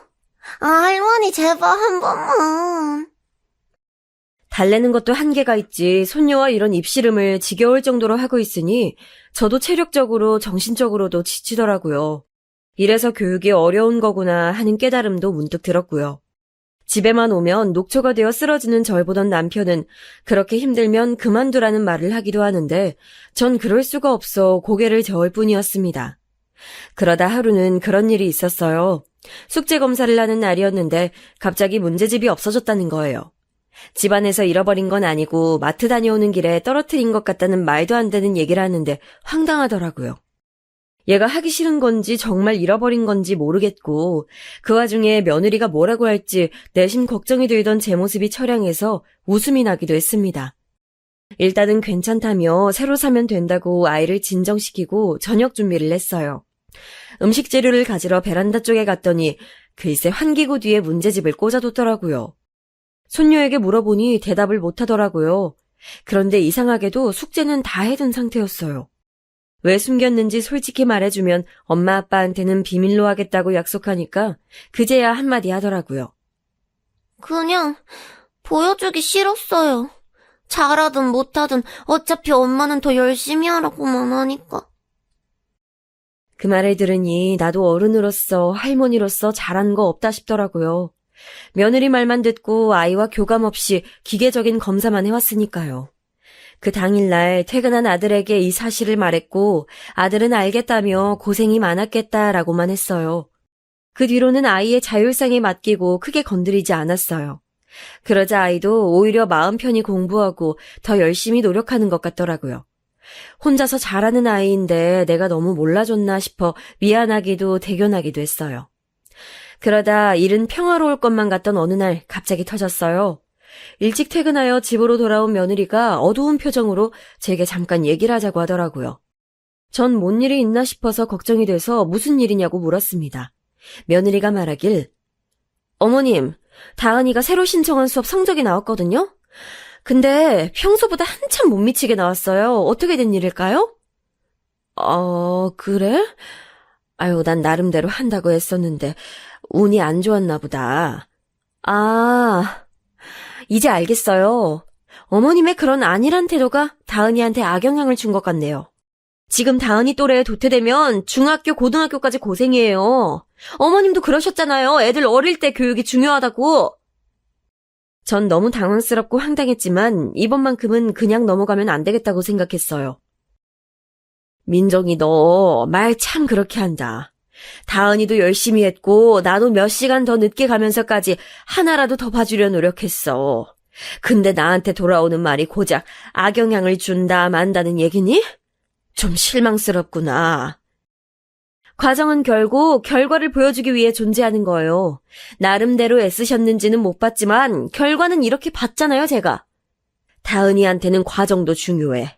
그리고 집 바깥으로 나가는 것도 제한하면서 너무 공부에만 매달리는 거 좋은 거 아니야. 애가 갑갑할 텐데 주기적으로 숨은 쉬게 해줘야지. 전 그러고 있어요.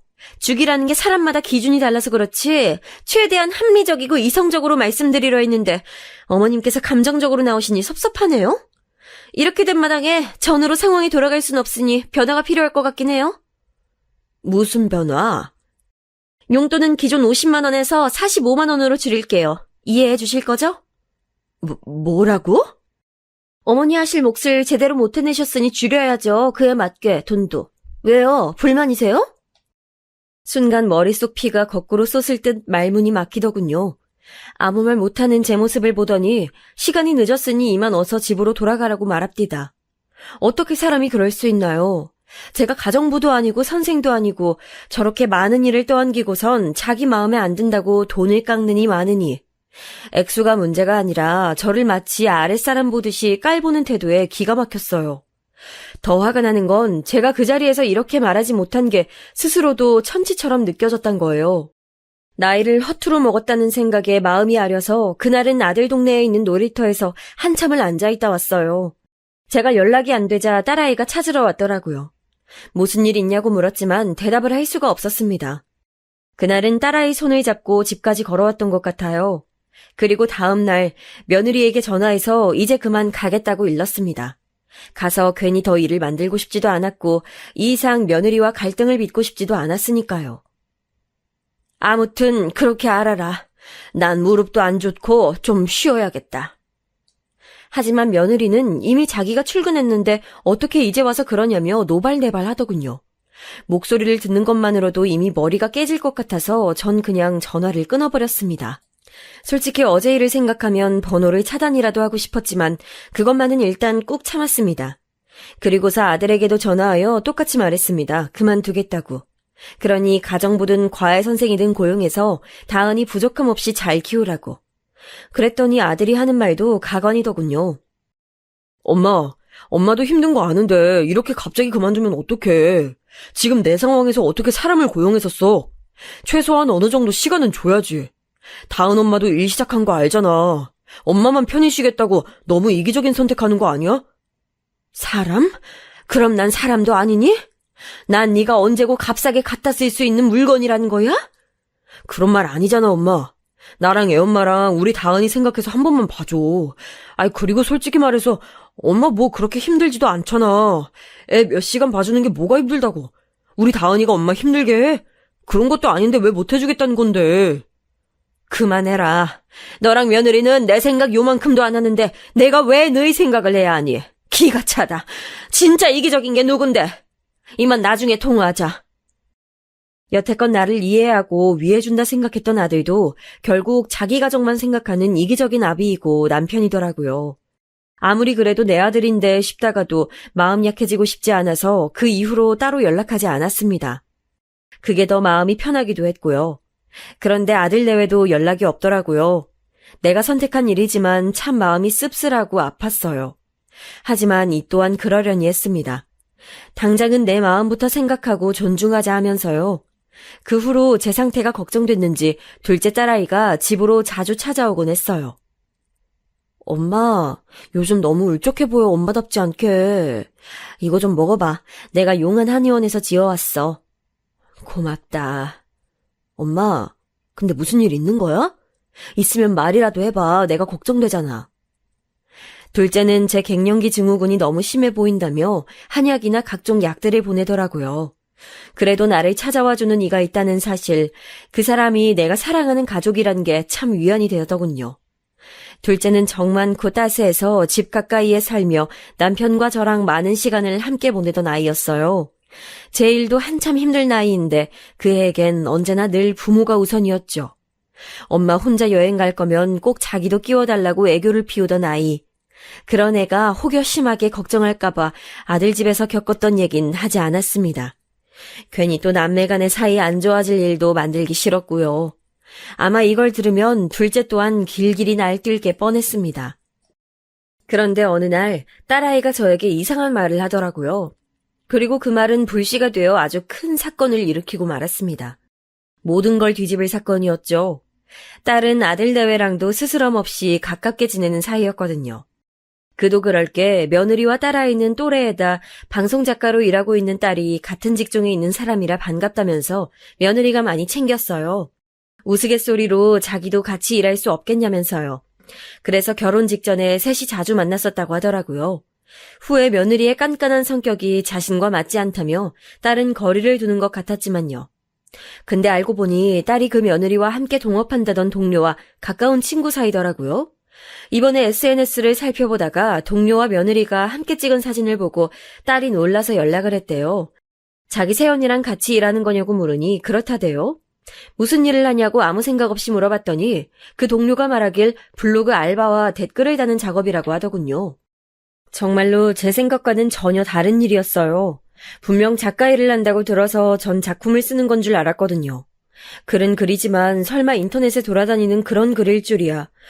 찝찝했지만 그 이상 더 깊이 들어가면 며느리의 사생활이니까 묻진 않았습니다. 그런데 다음날 저녁에 딸이 또 뭔가 이상하다면서 자기 메신저 대화를 보여주더라고요. 그런데 우린 출퇴근할 필요 없이 언제든지 재택으로 가능한 일이야. 그래서 매일 집에서 작업하는데 그게 너무 좋아. 지금 내가 같이 일하는 분도 딸 기르면서 하고 있대. 완전 편하지? 부럽지? 딸아이도 며느리가 새로 일을 구해서 작업실로 출퇴근한다는 건 저에게 들어 알고 있었는데 뜻밖의 이야기를 듣자 당황하고 있었어요. 물론 저도 당황했지만 화가 먼저 나더라고요. 그럼 나한테 거짓말을 한 건지 어디서 뭘 한 건지 낱낱이 듣고 싶더라고요. 당장 딸아이와 함께 며느리 집으로 찾아갔죠. 과외를 그만둔 손녀는 저녁 때마다 근처 동네 친구 집으로 놀러간다 해서 그런지 보이지 않았고 차라리 다행이라 생각했어요. 오늘은 왠지 큰 소리가 날 것만 같았거든요. 너희 집에 와 있다고 문자를 남기고 30분도 안 돼서 며느리가 도착했습니다. 아마도 근처에 있다가 놀라서 온 것 같았어요. 그 일 전에 네가 얘기했던 동료라는 분에게 얘기 전해 들었어. 재택으로 하는 일이라며. 넌 분명 작업실 구해두고 아침에 출근해서 저녁에 퇴근하는 일이라고 하지 않았니? 어머님 설마 그것 따지시려고 온 거예요? 저 너무 당황스러워요. 가족도 아닌 사람 말만 듣고선 이렇게 갑자기 찾아오시면 어떡해요? 저를 믿으셔야죠. 출퇴근하는 일 맞고요. 둘이 함께 있어야 작성, 검토 다 한 번에 끝낼 수 있어서 꼭 작업실이 필요한 일이에요. 제 동료 말은 예외의 일이 있으면 재택으로 할 수 있어서 좋다는 뜻일 거예요. 예외? 그럼 다은이 키우는 것도 예외로 두고 좀 융통성 있게 정리했어도 되는 일이잖아. 그건 안 되죠. 애가 며칠만 예외적으로 쉬는 것도 아니잖아요.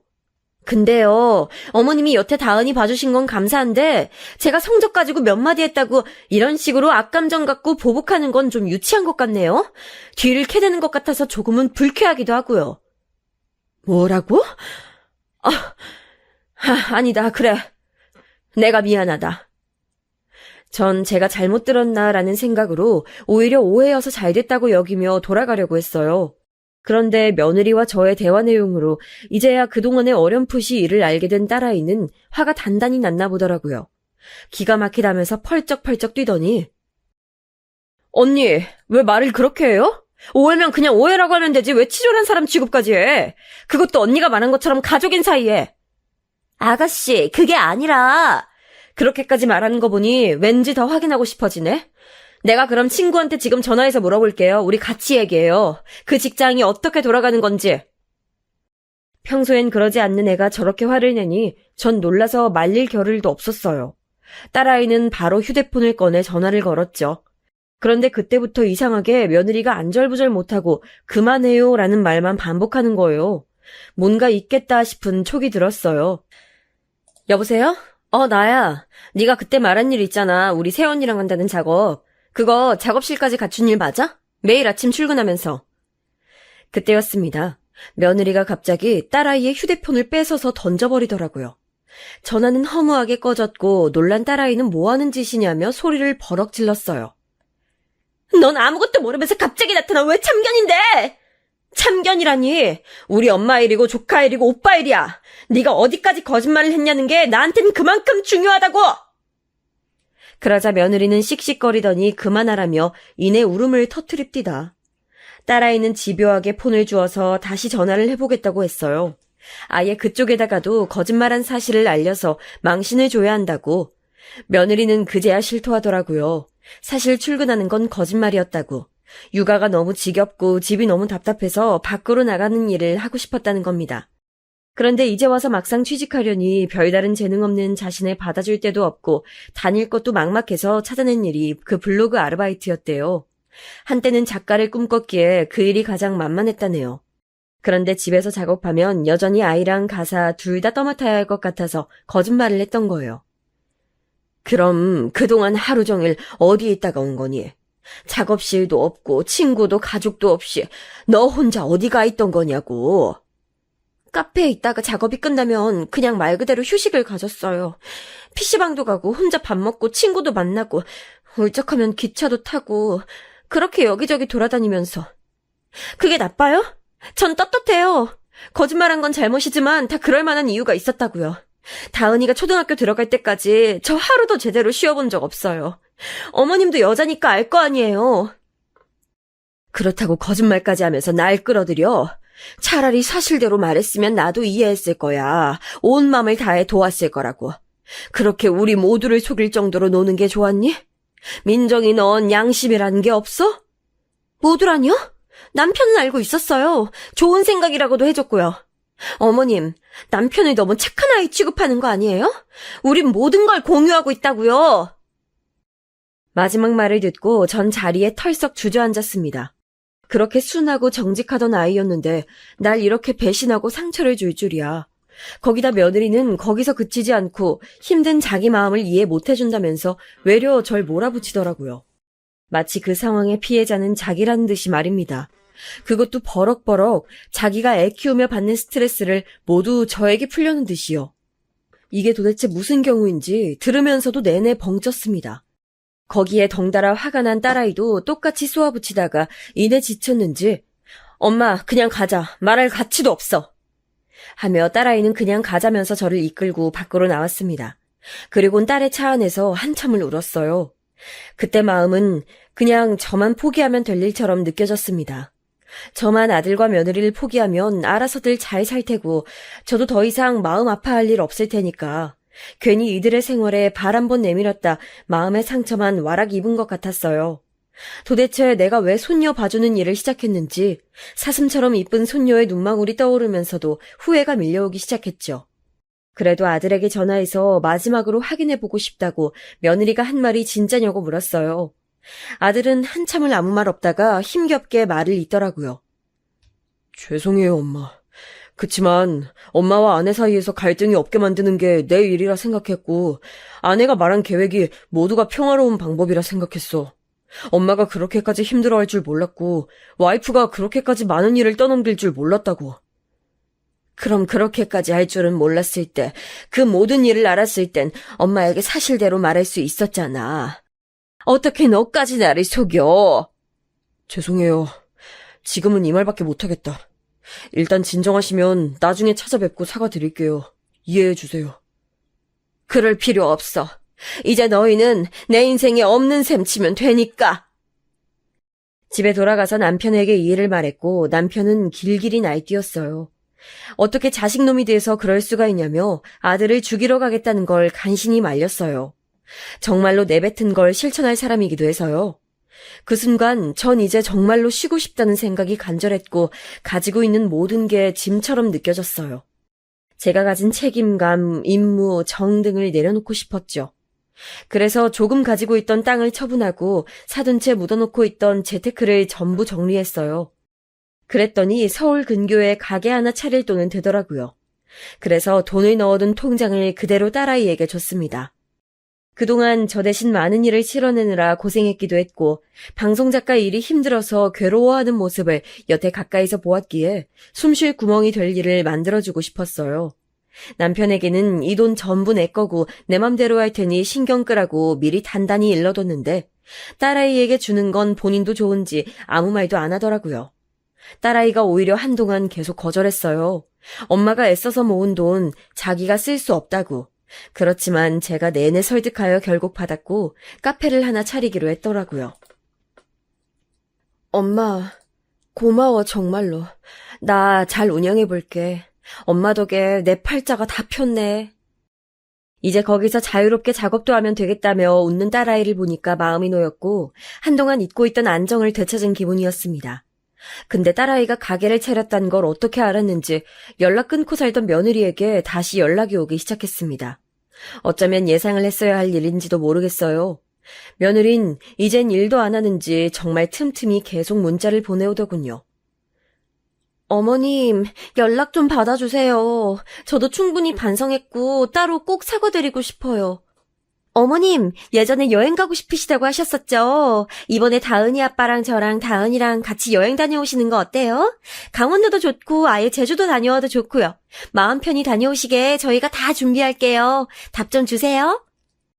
갑자기 여행을 다녀오자고 하니 어이가 없더라고요. 전 최대한 마음을 가라앉히고 대답했습니다. 여행을 가자고? 진심으로 하는 말이니? 당연하죠. 저희가 그동안 많은 일이 있었는데 그런 불미스러운 감정 이번에 여행 가서 다 내려놓고 다시 한 가족으로 행복한 시간 누렸으면 좋겠어요. 어머님 이제 쉬실 때도 됐고요. 저희 때문에 많이 힘드셨잖아요. 저 정말로 반성하고 있어요. 솔직히 말해 아주 잠깐 정말로 며느리가 변한 걸까 일말의 기대가 들긴 했습니다. 그래서 일단 알겠다 하고 정 그러면 같이 만나서 밥 한 번 먹고 그날 여행 일정을 정하자고 말했습니다. 정말 다른 사람이 된 건지 너무나 좋아하면서 감사하다고 하더군요. 그런데 그렇게 저녁 약속을 잡은 지 얼마 되지 않아 며느리가 저희 집 근처에 일이 있어서 들렸다며 카페에서 잠깐 만나자고 하더라고요. 왠지 찜찜한 기분이 있었지만 알겠다 하고 나섰습니다. 며느리는 절 보자마자 반갑게 인사를 건네며 그동안 어떻게 지냈는지 건강은 괜찮은지 묻더라고요. 그리고선 지금 따로 일을 시작했냐고 슬쩍 말하더군요. 일 없이 쉬는 중이야. 그런데 집에만 있어서 그런지 쉬는 것 같진 않네. 그렇구나. 하긴 맞아요. 그래서 저희가 여행 제안 드린 거잖아요. 그럼 일 안 하시면 따로 모아둔 게 있으신가 봐요. 그쵸? 그 말을 듣는 순간 속이 울렁거리더라고요. 이 며느리란 것의 속셈이 훤히 보였으니까요. 잠깐이라도 변했다고 믿은 제가 참 바보처럼 느껴지더군요. 그 음험한 속셈을 차라리 감추기라도 하지 그런 신용도 하지 않는 며느리가 너무나 얄미웠습니다. 전 더 말 섞고 싶지 않아 미안하다고 하고 급히 카페를 나왔어요. 허나 충격이 컸는지 당장이라도 쓰러질 듯하여 바로 근처 병원으로 가서 진정제와 수액을 맞았지요. 근데 그런 와중에 계속 문자가 오더라고요. 어머님, 저 아직 할 말을 다 못했어요. 유유. 아가씨가 카페 차렸다고 들었는데 혹시 어머님이 도와주신 거예요? 어머님, 요즘 다은 아빠가 회사 그만두고 싶다고 성화해요. 일이 많이 힘든가 봐요. 유유. 역시나 또 자기 속셈을 드러내는 말들에 전 참지 못하고 곧장 전화해서 웃음기 섞인 말투로 단도직입적으로 물어봤어요. 설마 여태 그 유산 때문에 이렇게 얼굴에 철판을 깔고 연락해 온 거니? 아니지 설마. 네가 설마 그렇게까지. 어머님 다 아시면서. 솔직히 섭섭했거든요. 저 아무리 개인 감정이 있다는들 같은 자식인데 이렇게 차별해도 되나요? 아마 남편도 섭섭한데 말 못하고 있는 걸 거예요. 차별받는 가정에서 다은이가 할머니를 어떻게 생각하겠어요? 이번엔 꼭 좋은 어른의 모습 보여주셨으면 좋겠어요. 저녁 식사 때 다은이랑 갈게요. 이젠 노골적으로 유산 얘기를 하자 더 이상 참지 못할 정도가 됐습니다. 그래서 저녁 식사 자리를 가지는 날 아들 내외와 딸아이를 집으로 초대했죠. 초대받은 며느리는 제 마음이 정리됐다고 생각했는지 싱글벙글한 얼굴로 과일 세트까지 들고 집에 들어서더라고요. 어찌나 얄밉던지 심지어 손녀딸까지 데리고 왔어요.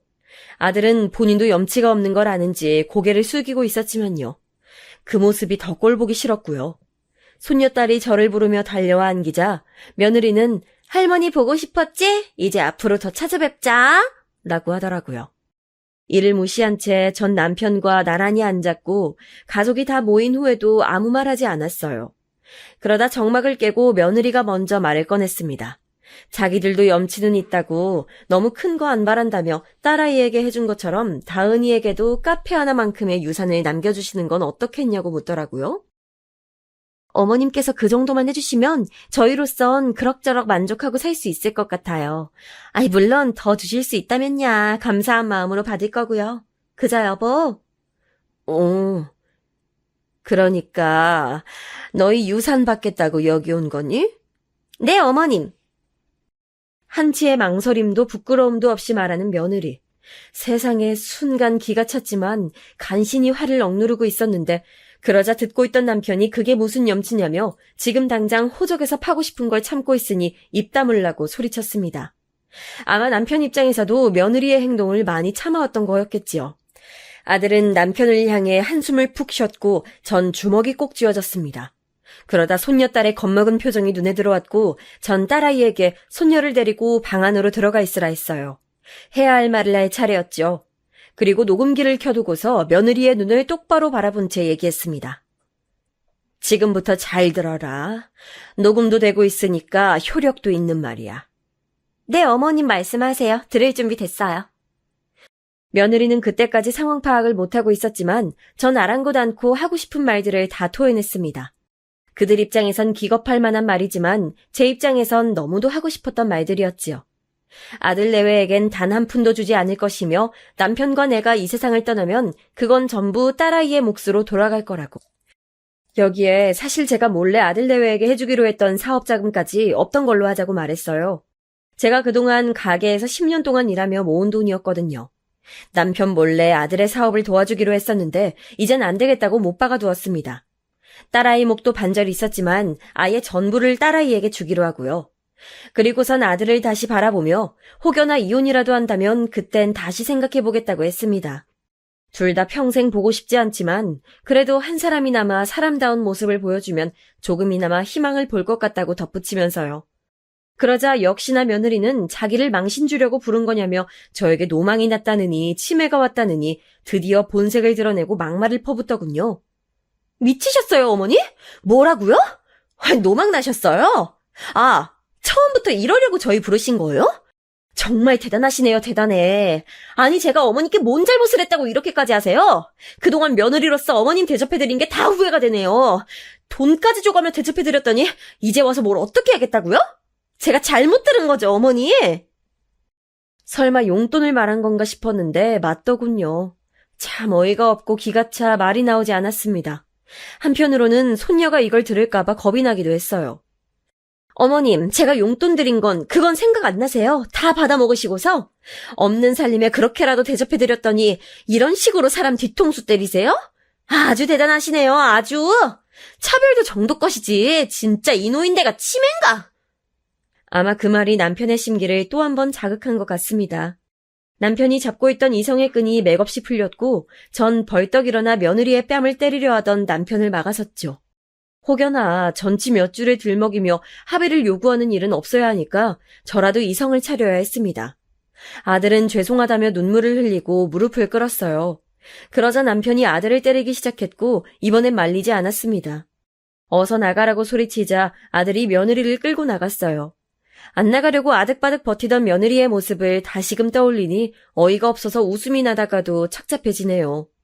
그래도 할 말을 다 하고 모든 걸 빼앗았다고 생각하니 어찌나 속이 후련하던지 그동안 응어리졌던 것들이 싹 내려가는 느낌이었어요. 마치 지금껏 풀지 못했던 한을 푼 것처럼 이젠 편하게 두 다리 뻗고 잘 수 있겠더군요. 아들 내외를 내보낸 후 놀랐을 손녀를 달래면서 집으로 돌아가겠냐고 물으니 싫다고 하더군요. 그래서 저녁 먹인 후에 저희 집에서 재웠죠. 다음날 아들에게 다은이가 우리 집에 있길 바란다고 한동안은 여기서 보살피겠다고 했어요. 아들은 자기가 와이프에게 단단히 말해두겠다며 고맙다는 말과 함께 전화를 끊었습니다. 비록 그 후로도 계속 며느리에게 수많은 부재중 전화와 문자가 와 있었지만요. 치매 걸린 노인네라는 발언부터 시작해서 온갖 입에 담지도 못할 막말들이었습니다. 심지어 손녀딸을 데리고 있는 것도 잘못된 일이라며 신고를 하겠다고 하더라고요. 며느리의 본성을 제대로 알 수 있는 말들이었고 정말 이제 저 역시 며느리와는 눈도 마주치고 싶지 않았습니다. 그래, 어디 한번 마음대로 해봐라. 그 말만 하고서 완전히 번호까지 차단시켰습니다. 그렇게 폭풍 같은 시간이 지나가고 그 일이 있은 지 벌써 1년이 지나갔습니다. 전 이제 곧 남편, 딸아이와 제주도 여행을 준비하고 있어요. 남편과 딸은 각자의 일이 바빠서 일주일 정도만 머물다 돌아가기로 했고 전 한 달 정도 더 머물 생각이에요. 바다와 산을 오가면서 그동안 하지 못했던 생각들과 고민들, 행복한 기억들을 차근차근 되짚어보면서 저만의 시간을 갖고 싶어서요. 저에게 삶의 여유를 주고 기다려주는 가족이 있어서 이번 여행은 분명 아주 행복한 추억이 될 것 같아요. 참고로 아들과 며느리는 그 후 갈라섰어요. 딸아이가 전하길 아들이 많이 힘들었는지 먼저 이혼하자고 했다더군요. 며느리는 죽어도 안 된다고 우겼지만 결국 그렇게 됐나 보네요. 손녀는 아들 쪽에서 키우기로 했고요. 아들은 그 뒤로 종종 전화를 해왔지만 저는 당장 아들을 마주할 자신이 없었습니다.